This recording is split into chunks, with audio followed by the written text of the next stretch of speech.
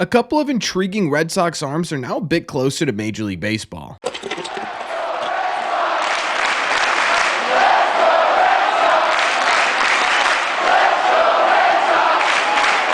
What is going on, everybody? Welcome back to Red Seat Radio. My name is Corbin, and we're really starting to see a bit of improvement from the depth arms in the Red Sox system. Now, I don't know if that's because of Craig Breslow and the new processes he's implementing in the system, or guys just simply maturing and getting better, but either way, we're starting to see some real improvement with those depth pieces, including two guys who recently, over the last few days, have been promoted to AAA Worcester and are now one step closer to Major League Baseball. So, what we are going to do in today's views, we're going to break down these promotions, talk about who got promoted, why they got promoted, and what this could mean for the Boston Red Sox. But before we get into that, do me a favor, make sure you guys have hit that subscribe button if you haven't already. If you're new here, we talk Red Sox content almost every single day. Also, make sure you guys have hit the like button on this video as well. It just helps these videos out a ton, and it would mean a lot to me. Don't forget, you can now get all of these episodes available anywhere you listen to podcasts, either by clicking the link in the description down below or heading to your favorite podcasting app and looking up Red Seat Radio. Thank you all very much for clicking on this one. Let's get into it. Okay, so there are really two names I want to highlight in today's video. Obviously, there are guys getting promoted, demoted all the time within the Red Sox and Major League Baseball's farm system as a whole, but we're focusing on two names today. The first one being Robert Kwiatkowski. God, I hope I pronounced that name correctly. He is a 27-year-old right-handed reliever who was signed undrafted in that weird 2020 draft period. Just last week, he was promoted to AAA Worcester. Now, last year, he spent time with both the Red Sox High A affiliate, where he had a 4.22 ERA, a bit higher, but nothing crazy in terms of FIP, 4.39. He was striking out about 22% of the batters he faced at 21.6% and walking about 7% at 7.4. That was enough to earn him a promotion at the end of 2023, where he did look a bit better. In 16 2/3 innings, he had a 3.78 ERA with a 4.30 FIP, so a bit lower of an ERA, about the same FIP. He was getting less strikeouts at 19.4% and walking a bit more batters at 8.1. Coming into 2024, he started at the AA level, where he had a 2.08 ERA in 8 2/3 innings with a 3.64 FIP. So you started to see some improvement both ERA and FIP wise. His strikeouts also jumped to 24.2% and his walks dropped to 6.1%, which was enough to garner a promotion to AAA, which is where he's at now. He has gotten into a couple of games at the AAA level so far, and in 5 2/3 innings, he has not allowed a single earned run with a FIP at 2.39. He struck out a quarter of the batters he's faced at 25% while only walking 5%. Now, I'm not going to lie to you guys. I'm not going to sit here and talk about how much of an impact Robert could have at the Major League level, because honestly, he's not projected to have much. Sox Prospects has him right around being a minor league depth option, basically. That's sort of where they have his ceiling at. But what I do think is intriguing about this promotion and why we're talking about Robert in today's video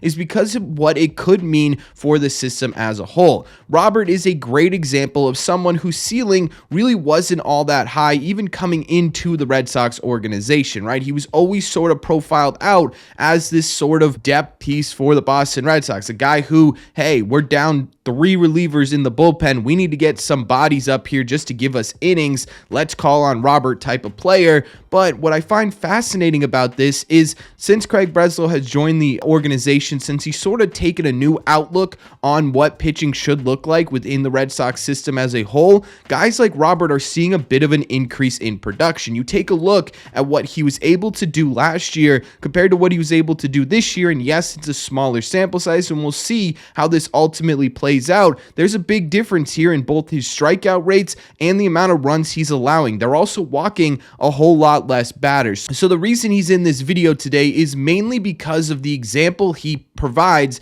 as to what the Red Sox could possibly be doing with a lot of their depth pieces in their system, right? Guys who maybe aren't a top 50, top 30 prospect in the Red Sox system, but could still have some value at some point for the Boston Red Sox, are starting to see a jump in production. And that's, to me, the most intriguing part of this promotion. But he's not the only guy we're talking about today, so let's break down one of the other promotions the Red Sox had recently.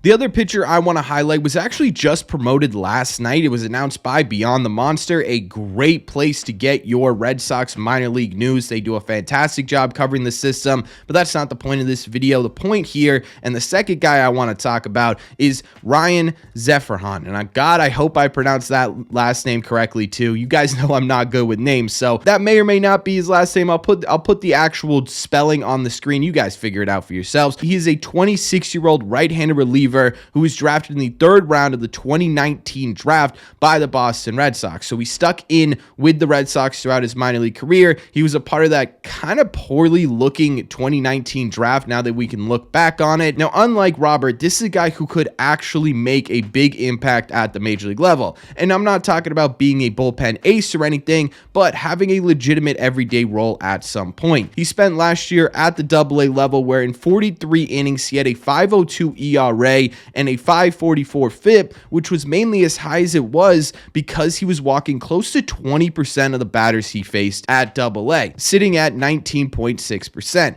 But he was also getting a bunch of strikeouts, striking out a third of the batters he faced exactly 33.3% of the time. So every third batter Ryan was facing in a lineup, he was striking them out. This year, though, he's been absolutely killing it. No earned runs in 13 2/3 innings before his promotion last night with a 0.73 FIP. Now, the question is, how was he able to really just sort of improve everything coming into 2024? Well, a major reason for that, just like it was a major reason he was struggling in AA last year, is because he absolutely sliced down his walk rate down to just a 5.6%, striking out more batters than he has throughout his career so far at 40.7%, which is really impressive. A big reason for this is because he's always had that sort of raw natural talent. He throws absolute gas. His fastball sits around 97 miles an hour, but has shown speeds of up to 101 miles an hour. This is a guy who throws absolute lightning, and he's got a bit of a wipeout slider as well. It's not the best slider we've ever seen in the world, but when you can drop 86, 87 after throwing 101 with movement, you're getting a lot of tickets punched, and that's exactly what he's been doing throughout his minor league career. In fact, Sox Prospects has a profile on him. They talk about what his potential could be, and it's very similar to what Roberts was in the last segment we talked about, where it's sort of that emergency depth, that guy who, hey, we're down 3 players, we need to get someone in here who's going to be able to eat innings. Let's call up Ryan and see what he can do. However, they also mentioned this raw natural talent. If he can refine his pitch command, all of a sudden he becomes a much more dangerous pitcher, and that's exactly what we saw in the early days of this season, is him refining that command. Again, going from 20% basically walk rate to about 6% walk rate is an absolute night and day transformation, and we saw what having that type of command can do for Ryan in a very small sample size, right? Obviously, he's going to have to do it in a broader scale at the AAA level, where he's probably going to be facing a little bit more major league ready talent, and we'll see if that command can stay with him. But seeing that sort of jump is extremely important to what he could be at the major league level. All of a sudden, that potential goes from, okay, he's a break glass in case of emergency type prospect, to, if he can give us a large sample size of control, he could be a maybe everyday contributor for the Boston Red Sox. Someone who, especially once we get into the dog days of the summer and we start to see some of this bullpen get a little bit taxed, come up and give you important innings throughout a major league season, right? A guy who, hey, August 3rd, we've got Brennan Bernardino. He's pitched the most innings in baseball. Josh Quikowski has been dealing with this heel injury all year. We need someone who's going to give us quality back end of the bullpen type innings. Up comes Ryan, and let's see what he can do. And with that natural talent, that ability to throw that fastball 101 miles an hour with that sort of wipeout slider, he's a really intriguing prospect to at least keep an eye on as we get through the minor league system here. This is a guy who I'm paying attention to in terms of statistics when we're looking at minor leaguers for Worcester, just because of the fact that I do think there is some untapped potential here and could be a guy, again,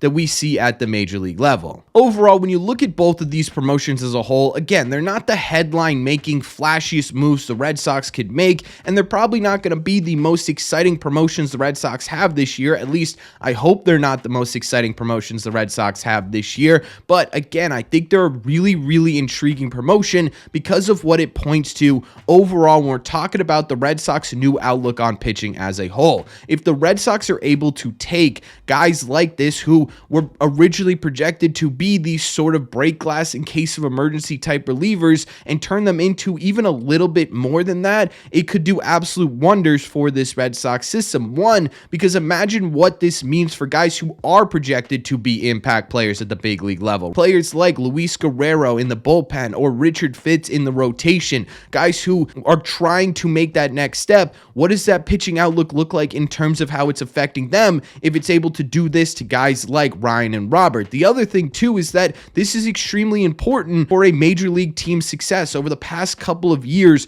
the guys that have been being brought up as this sort of emergency depth in the Red Sox bullpen haven't exactly been fantastic. Joe Jakes is a perfect example of that. Someone who the Red Sox relied on when injuries hit and just couldn't get the job done. There's a big difference between teams who have this type of depth and have the ability to draw out guys who normally would not be an impact player and develop them into an impact player when you need them the most, either by injuries or by a worn down bullpen or whatever it is. That's a big difference in organization and usually leads to a whole lot more wins than a team that doesn't have that depth. So I do think, regardless of how flashy or highlight making these moves are, it's really important to the overall success of the Boston Red Sox. Now, will these guys actually contribute at the major league level at some point in 2024? I'm not entirely sure. Honestly, I would guess probably not, but in case you need them or in case they are able to take these next steps